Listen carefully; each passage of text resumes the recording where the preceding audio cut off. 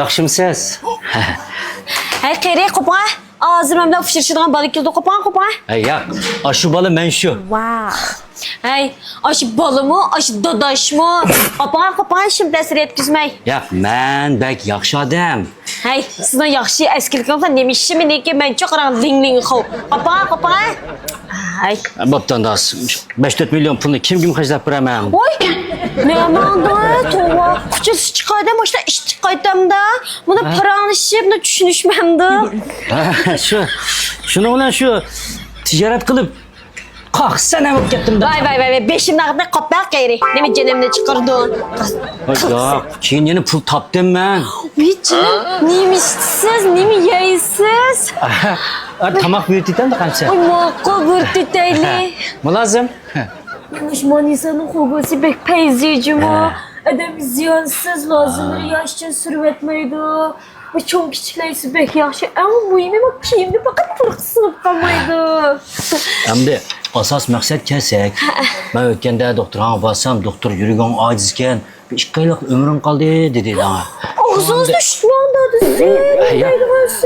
Men endi xiyolimda qolgan mol mulklarimni o'zim yaxshi ko'rgan bir xotinga maraz qoldirib qo'yib ketsam, xotirjam ketimi deb shunga. Ve onda gapman dedi. Sen gapni qildikansiz. Hozirni mang'amdoq ya xatak kelamdoq. O ya ma yavalli ma xo'go ish qolmasin.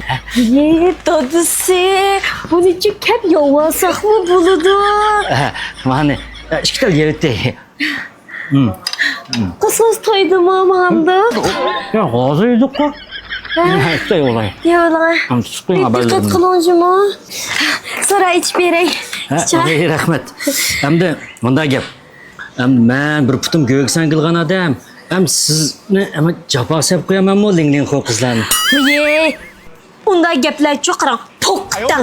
Mencha sizni yaxshi ko'rib qoldim.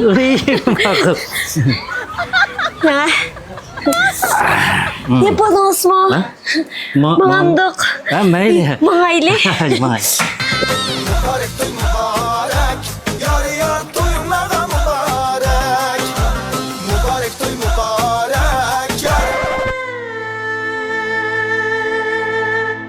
Rahmet xotinim bek baldır ketip kaldı. Qayg'uni kuchga aylantirib, do'yin achaylik. Men qizlar